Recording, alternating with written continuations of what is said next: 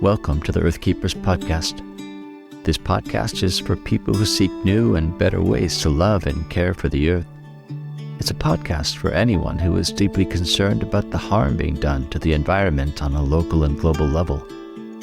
It's a podcast that builds community and connection between people of like heart and mind, people who believe that Earthcare should be integrated into every aspect of life, and for many in the Earthkeepers community, that includes our spiritual lives.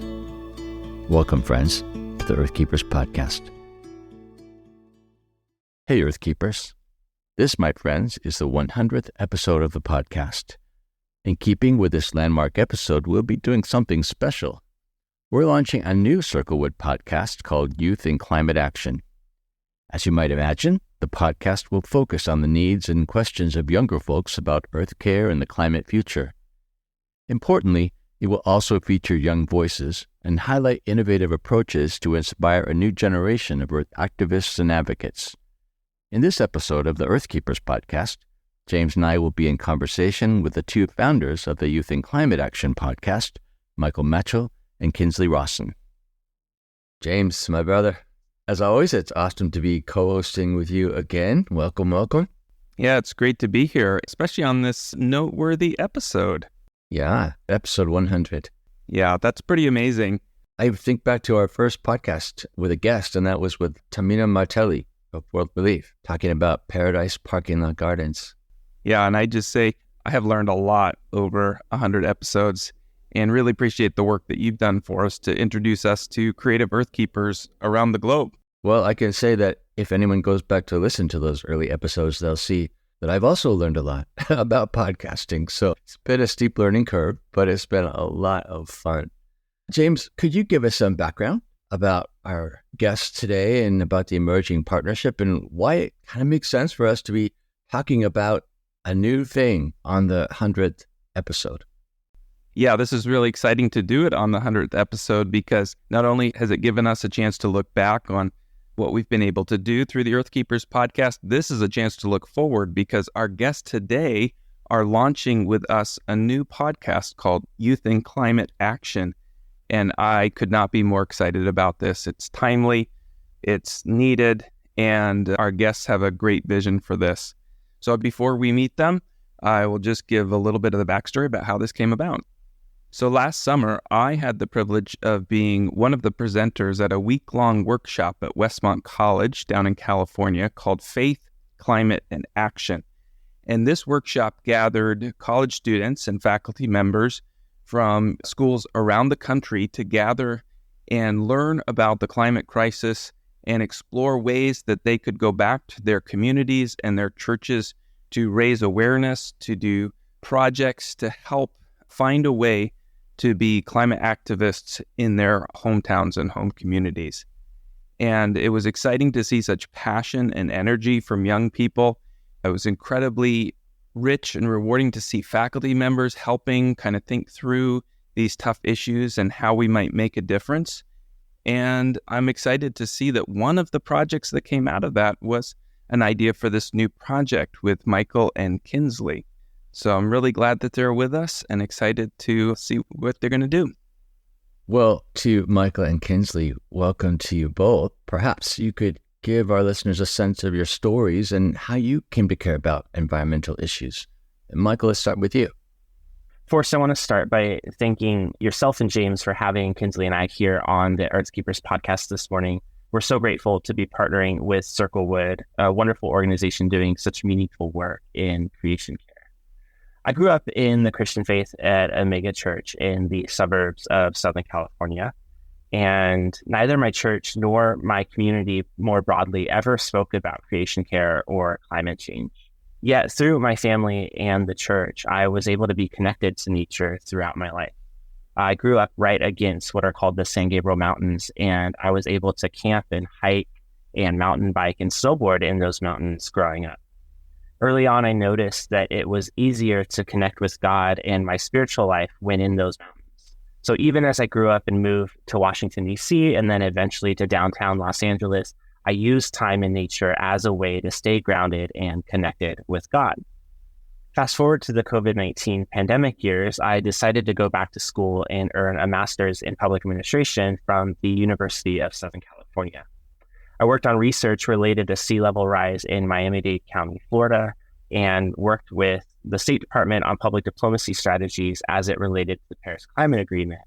After completing my master's, I began adjunct teaching in communication at a well-known Christian university here in Los Angeles. In one of my courses, I teach rhetoric, and each student picks a social issue to study and speak on throughout the semester. I use examples related to climate change and creation care in that course, and that's where Kinsley and I first met. Through a gracious gift of the Arthur Vining Davis Foundation, Kinsley and I had the opportunity to join dozens of other like-minded Christians from across Christian higher education at the Faith Climate Action Workshop that James mentioned earlier. It was there that I got to meet James, which I'm so grateful for. And this program is also what's funding the first season of our podcast, Youth in Climate Action. It's also there where Kinsley and I learned about the Christian Climate Observers Program, which took us to COP28 in Dubai this past December. Michael, I just want to affirm all the work that you have done and been doing, and just note how interesting it is that your story about your childhood is so familiar when we're asking Christians about their connection to this. Often it's that they had this immersive experience in the natural world as a child, and yet they were also immersed in church where this was never mentioned. And those two things remain disconnected. And somehow you've been able to keep that thread going, which is wonderful and helpful, I think, to others who might look back on their childhood and see the same kind of pattern. Kinsley, I'm wondering if that was your experience or if there are other ways in which you just came to love and care for the earth and really care about creation care. Yeah, first I want to say thank you, Michael, for sharing. And thank you to Forrest and James for having Michael and I on today. I would say I definitely had a very similar introduction into creation care and environmental science as a whole. Like Michael, I grew up in the church and grew up going to church every Sunday with my family. And I've never really heard the term creation care or anything about the climate crisis or environmental science in church really at all growing up until I got to Biola, which is the first time I ever heard anything even remotely having to do with the relationship between the environment and faith and how we're called to be stewards of creation. For sure, I grew up having a love of nature, and how I really kind of got thrown into all of this is in my senior year of high school. I decided to take an AP environmental science class just on a whim. Nothing really super interested me yet with that field. But as I took the class, I started to realize how big of an issue this really was. I hadn't grown up hearing about it. I'd heard the terms global warming, but didn't really know that it was such a big issue. And I started questioning why this wasn't something that was being talked about more, why this wasn't something that Christians cared more about. And so as I began my journey into college, I ended up at Biola, not really knowing what I wanted to do, but knowing that I had a passion for environmental science and stewardship. And that's how I ended up meeting Michael, like he said, was through his rhetorical act class. And we had to pick a social issue, and I ended up picking climate change. And that's how Michael discovered that I was interested in that and informed me of the opportunity of the Faith Climate Action Workshop at Westmont. And so I got to go to that this past summer and meet so many students and professors and mentors who shared their love of creation. Can you say I'm really intrigued by all the times you mentioned opportunities to learn about creation care and environment. When you talk about an AP course in high school in environmental studies, I just get so jealous. Like, if only I had had such resources. So I'm really excited to hear that you have had these opportunities, that you and your peers have opened doors to enter into these issues. You mentioned that it's become more of an interest recently. I'm wondering, when you look at the future, have you got any ideas about the kind of work you might want to do and whether and if it would involve climate change creation care issues? Yeah, thank you for asking. I actually went into my freshman year unsure of what I wanted to do, but I've always known that I have a love for art and creativity. And so getting involved with creation care and being passionate about the environment threw me off because I was like, wow, this is something else that I'm really passionate about and that I want to be more involved in. And so I wanted to find a way that the two could work together, which is interesting because art and science isn't something that you think, oh yeah, those would pair really well to find a career. I ended up declaring a major this past fall semester. I declared design as my major, and I'm hoping to go into sustainable design. So I'm not really sure specifically what I want to do with that because that's very broad, but I know I didn't want to give up my love for art and creativity because that's something that I've always grown up with and loved. But I also knew that creation care was something that I wanted to do with the rest of my life. So that's the path that I'm planning on going down for now. You remind me actually of my daughter and her place in life. She's a senior at Seattle Pacific, and she's studying culture and social justice, but then she's got a minor in art. And so somehow she knows that the two will come together. But I love the courage that she and you demonstrate by sort of walking forward without necessarily knowing the career path. I mean, in some ways, it's you all who are going to have to form those paths. I mean, we don't actually know how those things fit together, but clearly art must have something to do with creation. So I love it that you are trying to figure that out and maybe in some ways leading the way for others to follow you. Yeah, thank you. Thank you. Well, before we talk about the podcast, which of course is going to reflect a lot of what both of you have said about your commitment to Earthcare, I really want to hear about your recent experiences at the COP28 gathering. Michael, if you could, first of all, tell us what is COP28 and what were some of the main takeaways from your time there? Yeah, that's a great question. So COP28 itself refers to the United Nations Climate Change Conference, which took place in Dubai from November 30th until December 12th back in 2023. COP stands for Conference of the Parties, and 28 simply refers to this being the 28th conference of those parties. So UN climate change conferences, or COPs, take place every year, and they are the world's only multilateral decision-making forum on climate change. All that means is that it's the only place where over 190 UN member nations come together to talk about this subject, and it includes over 70,000 delegates from all around the world, from people such as the negotiators that represent the member nations to business leaders, young people like Kinsley, climate scientists, indigenous people, journalists, and others who all are invested in this topic of climate change and the outcomes of the conference itself. So as credentialed observers in the Blue Zone, which is what Kinsley and I were at COP28, I was struck by two things in particular. The first is that while tension certainly ran high and there were moments where it was tempting to believe that trying to respond to this climate crisis is pointless, I was constantly awed by the simple fact that 190 nations and over 70,000 people could come together peacefully to talk about anything, let alone this subject. It was overwhelming to be in that space and to feel like I'm a part of history, but it gave me a hope and an energy that's hard to articulate. Second, and this comes from the words of the CCOP program director, Lowell Bliss, I learned an invaluable lesson in the importance of loving my enemies. Martin Luther King Jr. said that we must discover the power of love. And when we discover that, we will be able to make of this old world a new world.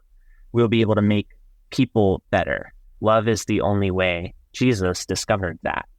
Again, I'm borrowing from Lowell and his wonderfully written essay, but at a COP, the clear and present enemy is the fossil fuel industry. The burning of fossil fuels is the number one driver of the climate crisis that we face. COP28 was presided over by Sultan Al Jaber, who is the head of the Abu Dhabi National Oil Company. It had the largest number of registered lobbyists from the fossil fuel industry of any COP before it. So the resistance from our enemy was greater than I think anyone could have anticipated. For the first time in COP history, nation member negotiators were calling for the total phase out of fossil fuels to avoid the worst harms of climate change. To say it was a historic moment would be an understatement, but the industry wasn't going to go down without a fight. Leading into week 2, The Guardian leaked a letter from the Secretary General of OPEC. OPEC, by the way, stands for the Organization of the Petroleum Exporting Countries, and it is made up of 20 member nations, making it one of the single most powerful non-government organizations on the planet. In the leaked letter, the Secretary General implored OPEC's member nations to do everything in their power to stop the language of the total phase out of fossil fuels from being included in the final agreement. A couple of days after having gone on the charm offensive, as put by Reuters, OPEC hosted a day with the youth in their conference pavilion within the Blue Zone. Myself and a couple of college students from CCOP that were with me stumbled into a fireside chat that was hosted by the OPEC Secretary General himself, along with his head of administration, Hassan al-Hamadi. Here we were face to face with our so-called enemy. And while they tried rather unsuccessfully to persuade a group of about 12 youths from around the world that OPEC could lead the way in reducing the harms of burning fossil fuels, I was struck by how personable and average these men seemed. One of them even talked about how his daughter was thriving and how he had hopes for her future, even in the midst of the climate crisis. Afterwards, some of us ended up in a heated discussion with Mr. Al-Hamadi about the leaked letter and OPEC's refusal to admit the world needs to phase out fossil fuels. It got so heated that we actually attracted the attention of multiple journalists.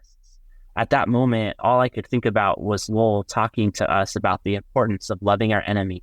And I kept asking myself, how do I love this man well in this moment while still standing up for the billions of people he's harming?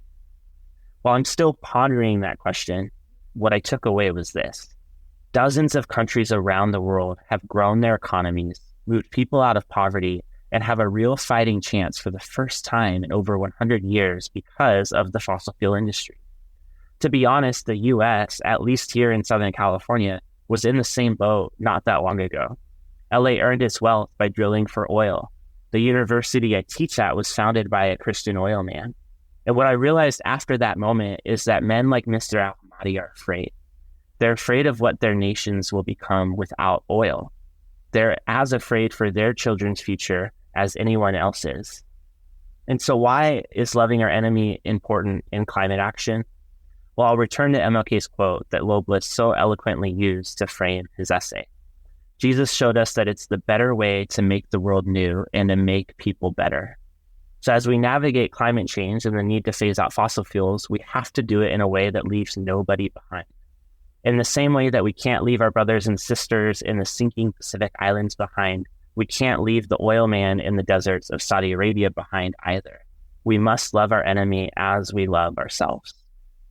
Michael, what a rich experience there in Dubai that you had. And I'm struck by thinking about how I would feel as I'm just coming from my little community, flying to this big international conference, and then finding yourself kind of in the thick of it with these big global decision makers and having that experience of seeing how powerful and how normal they are and human they are as well, and thinking through what it means to love them.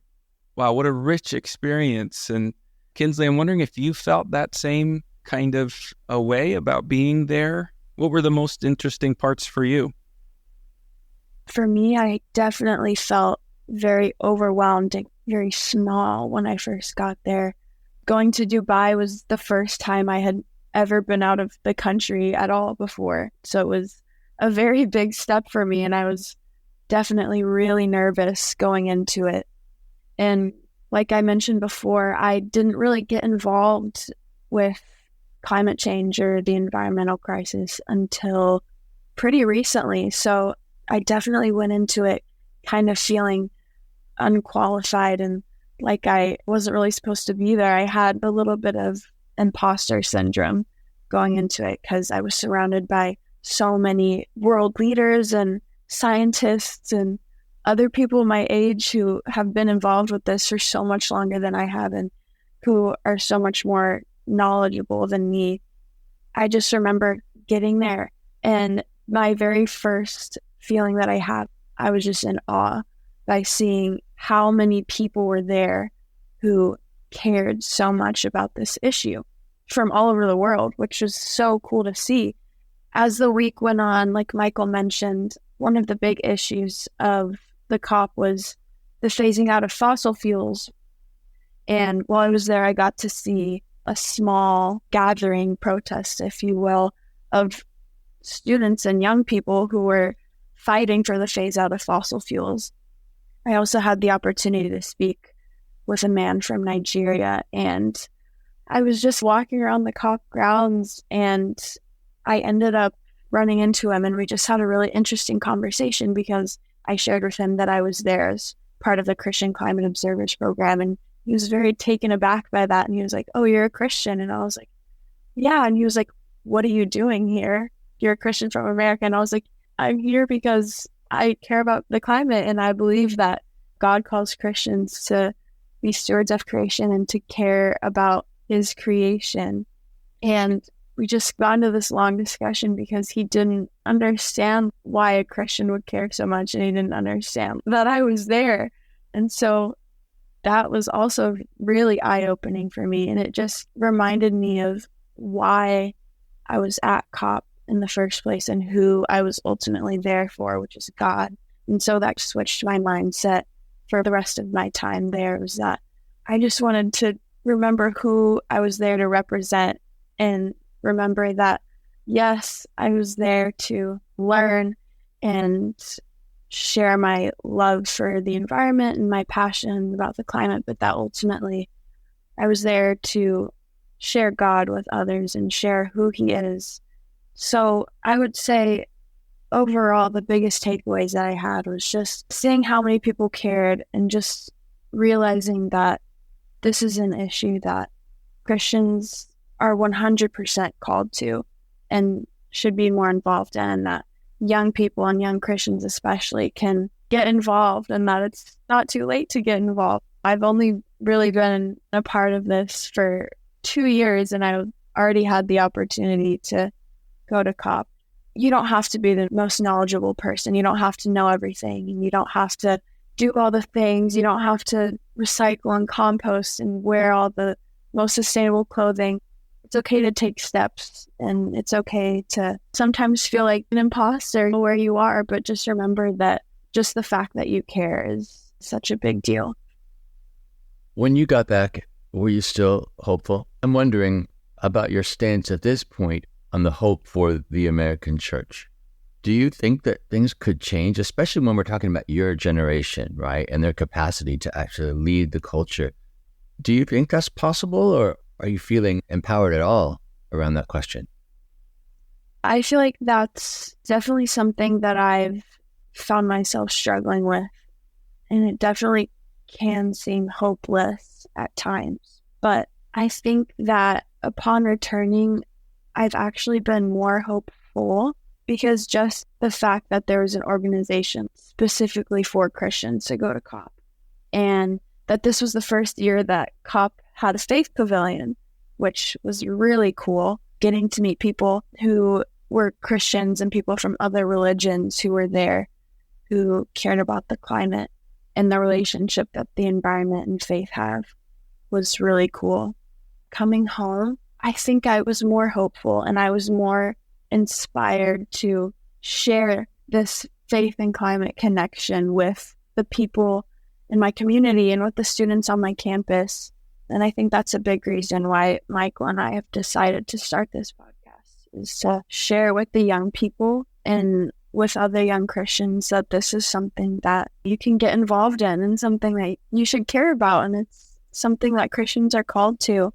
And it's been really cool. Since coming back this semester, I've joined an environmental advocacy club that just got started this year at my school, which is really, really cool, because Biola didn't really have anything like that.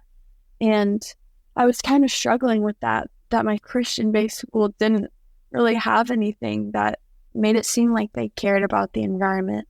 And we do have solar panels. The food that we get for our calf is sustainable, and it's from green agriculture, but it's not ever really talked about here. And it's It's been really hard, and I've been struggling with that, but I've realized that this is where I'm supposed to be. That's why I'm here, is to share that with the students and to make it known that this is something that we should be more involved in.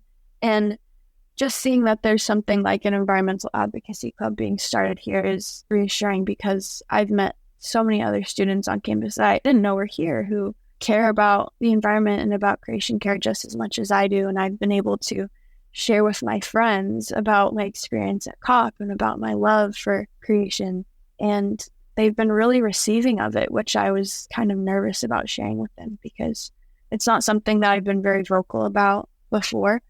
But it's been really cool to see how I think the young people of today really care about climate change and about the environment more than we realize. It's just that they don't know how to get involved, and it feels really overwhelming, especially for our generation, because it kind of feels like it's resting on our shoulders to fix this and start to make a difference. So I would say I'm hopeful.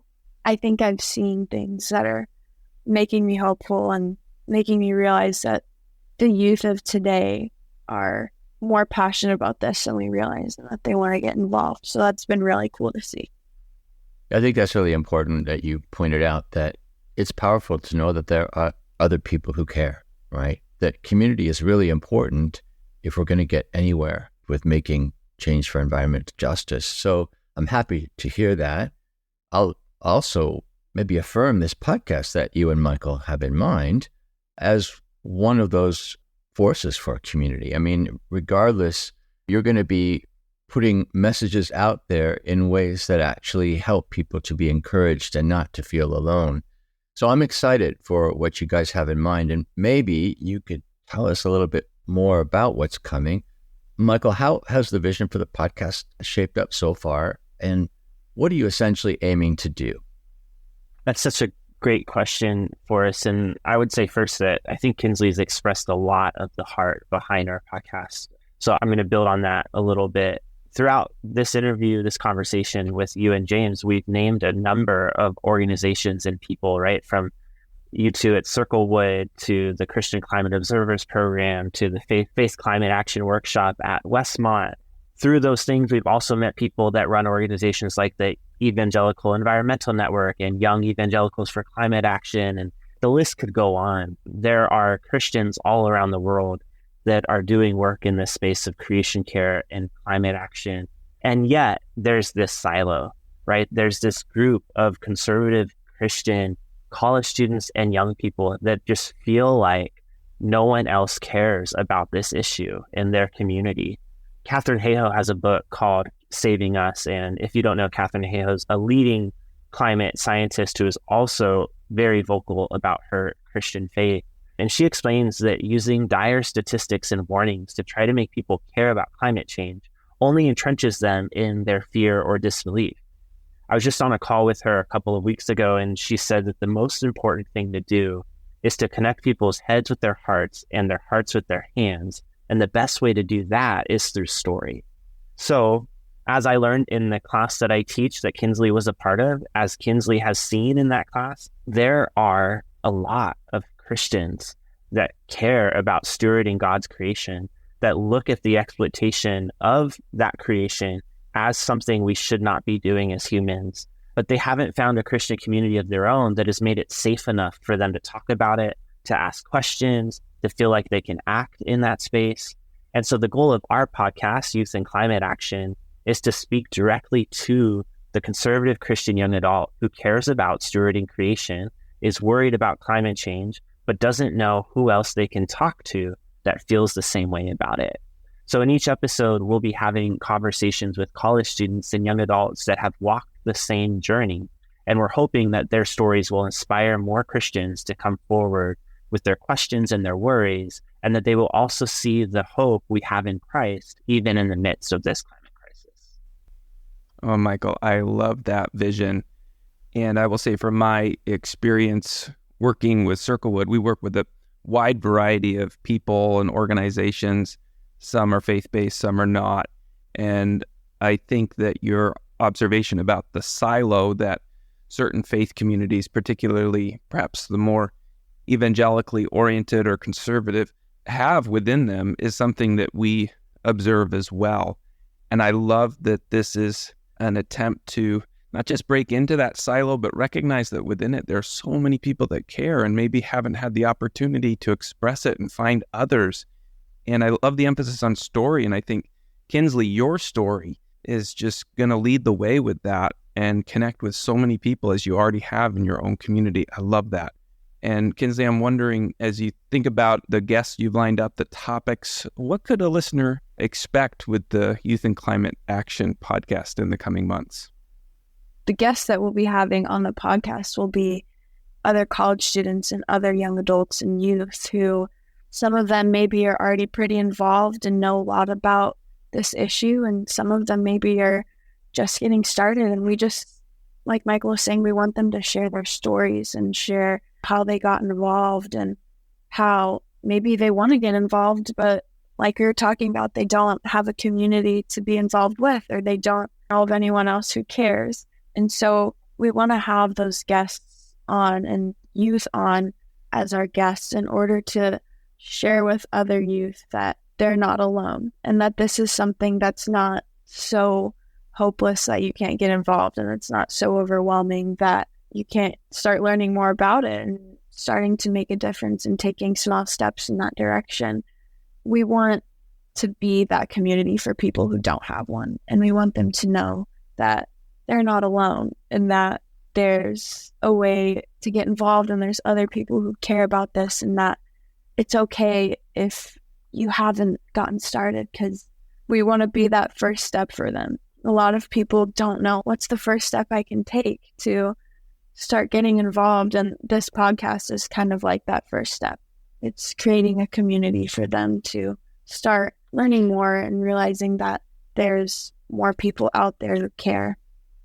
This podcast is already close to our hearts. I'll speak for James as well. As an organization, we're standing behind you completely. We're considering this a Circlewood podcast, and we'll be promoting it and hopefully offering guidance and advice along the way as you guys pioneer this new direction.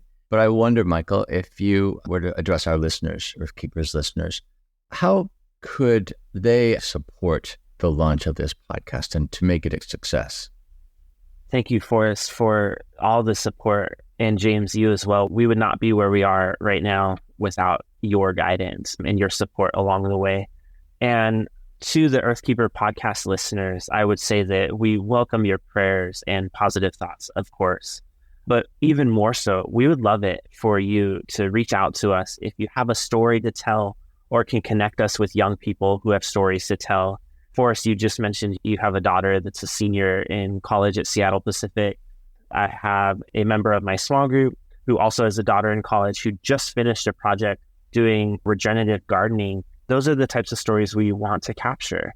So if you work at a university or have a lot of young people in your church, or the parent of one or one yourself, send them our way. And also, we would love it if you would share our podcast with them. It should be live now, Youth and Climate Action. Anywhere you listen to a podcast, you should be able to find it. And so if you think there's someone out there who would benefit from hearing other young people talk about the work that they're doing in creation care and the hopes and worries that they have about climate change, then be sure to share the Youth and Climate Action. Well, Michael and Kinsley, we usually end our Earthkeepers podcast episodes with some version of the question I'm going to put to you both. What is one way that you are finding hope these days, and one way that's motivating you to keep working on this podcast and keep working for the good of creation? Kinsley, why don't we start with you? My source of hope these days is just my community and the students I'm surrounded by. Since adding the environmental science minor, I've been able to be surrounded by students on campus who I had never met before and who I didn't even know were here, who cared about the environment as much as I did. And being a part of the environmental advocacy club and getting to have conversations with other youth who are passionate about this issue and who want to see change and who want to make a difference has been so inspiring. And just the fact that we're starting this podcast is also making me very hopeful for the amount of people that we're going to be able to reach and who will be able to make a difference in their lives. Kinsley, as you were speaking, a word came to mind and I wrote it down in all caps on my pad here, and that was movement. I love that language. That's the language that gives me hope, is that when young people come together and understand that there's this common cause and common concern, I think that's when we're going to see pretty major change, especially from your generation. So I'm glad you used that word too, because I think I'm beginning to sense that emerging. Michael, what about you and how you find hope these days? I echo Kinsley's sentiments for sure. Being in community with other Christians that care about stewarding God's creation has been honestly life-changing. I would add on top of that my hope is in Christ alone. Christians today so often hear the gospel as two parts, fall and redemption, but ever since the beginning, the gospel has really been four parts. It's been creation, fall, redemption, and restoration. So we were saved by Jesus' death and resurrection so that we can have eternal life, but we were still left here on this earth, which means there's work to be done here. And so that gospel is being able to partner with God in his work to restore, and that fourth part of the gospel story. And so for me, this relieves the pressure surrounding getting it right. It's not humanity's restoration work alone. God is working too. And in fact, he was working first. And so I find hope in knowing that we're not alone in this work.